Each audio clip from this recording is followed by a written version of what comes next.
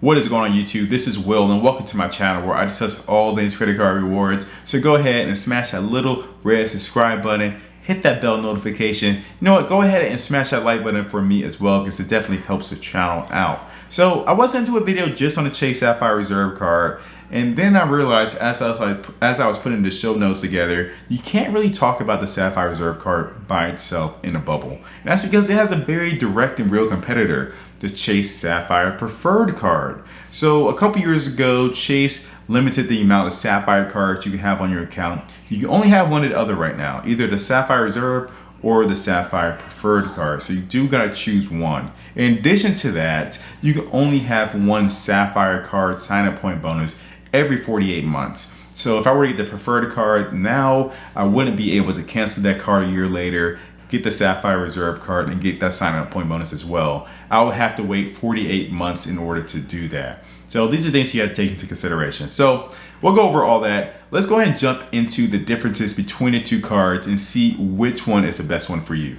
So here we have a chart with all the key information and benefits for both of the cards. Starting at the very top, we have an annual fee of $95 for the Preferred card and $450 for the Reserve card. Now at the time of this video, neither of these annual fees are waived, but that could change in the future. So we're trying to decide whether or not that annual fee of $450 is really going to give you that much more compared to the Preferred card. Next, we have the sign-up bonus of 60,000 points once you spend $4,000 in the first 3 months with the Preferred card. This is a recent increase. It used to be 50,000 points just 2 or 3 months ago, so they did increase it to make the card a little bit more compelling for people to get.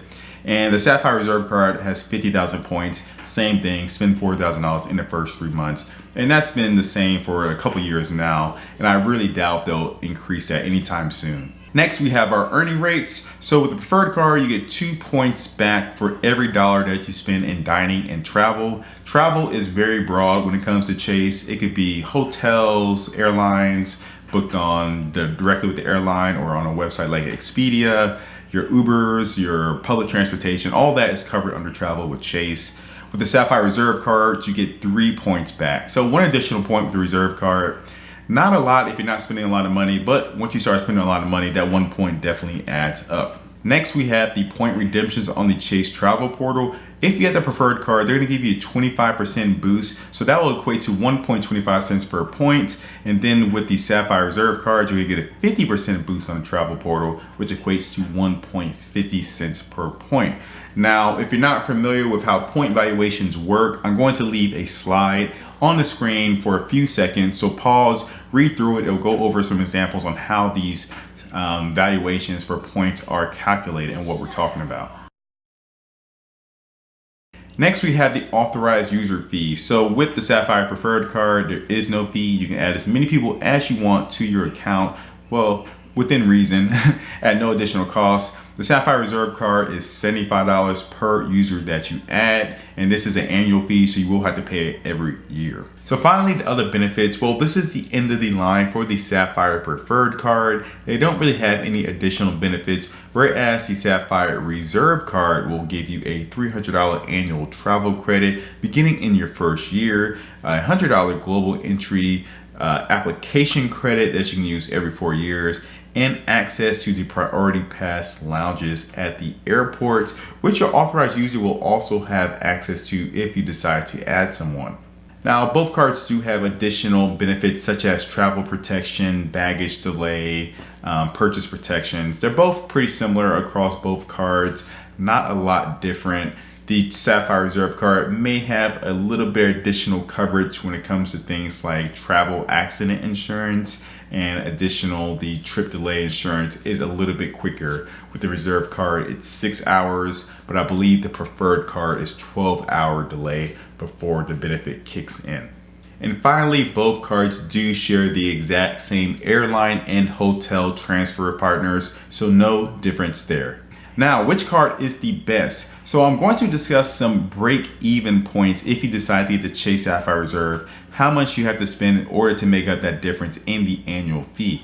But I am going to make a few assumptions. The first one is I'm going to assume you're just going to use your points on the Chase travel portal and not if you're transferring points out to different airlines. Just a 1.5 cents per point. And then I'm going to assume that you're going to use the full $300 travel credit and not value any of the other benefits like the lounge access or the global entry. Then we're going to keep those at 0 for this calculation. So that effectively brings the annual fee of $450 down to just $150, which is $55 more than the Chase Sapphire Preferred card. So here we have the calculation, and it's pretty much multiplying that redemption rate of 1.5 cents per point. And what we're doing here in this bracket is we're subtracting the amount of spend, the amount of points that you get per dollar that you spend. So with the Chase Sapphire Reserve card, you get 3 points for all your travel and dining. And then for the preferred card, you get 2 points. So just a 1 point difference. And we're trying to solve for X, which is the amount of money you have to spend in order to break even. So if you work your way down, you'll see that you have to spend $3,666 in 1 year to break even, to make up for that additional $55 in annual fee that you are spending for the Chase Sapphire Reserve card. So, it's not too much. It's about $300 per year. And again, I'm not taking into account some of the other benefits that the card has, like the lounge access or the TSA PreCheck Global Entry application credit. You can kind of value those however way that you want. It's kind of subjective when you're doing that type of stuff. So if you think that you're just going to go to the lounge maybe once or twice, then maybe you want to have a relatively low conservative estimate for that of maybe $50. But as you can see, if you had that $50, you'll pretty much be breaking even with the Chase Sapphire Preferred card right there.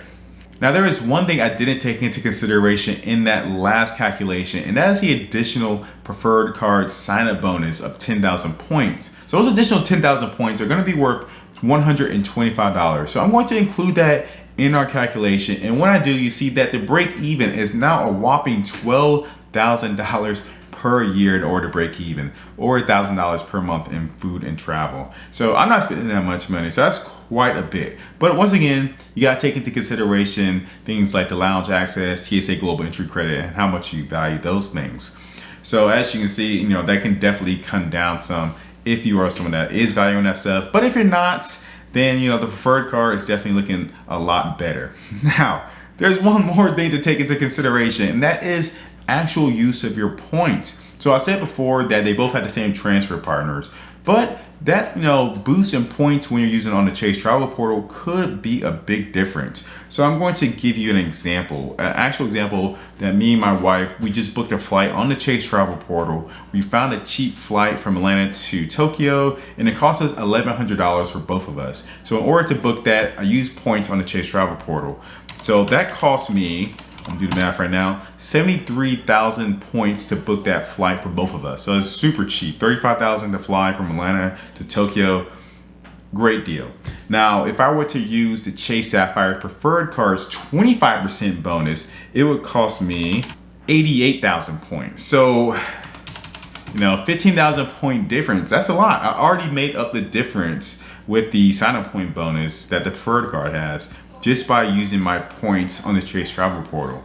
So that's another thing that you have to take into account. So as you can see, the Sapphire Reserve card, it still has a lot of bang for its buck. Now, here's what I would do. Here's my strategy. Get the preferred card first in your first year.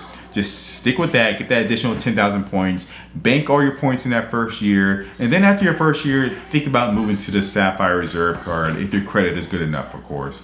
Because it's usually no rush. I didn't book my first awards trip until 16 months or so after I got my first card. So, you might not do anything with that in that first year. So I would definitely recommend getting the preferred card first, get that 10,000 points, upgrade to the reserve card later if you think it makes sense for you, and then go from there.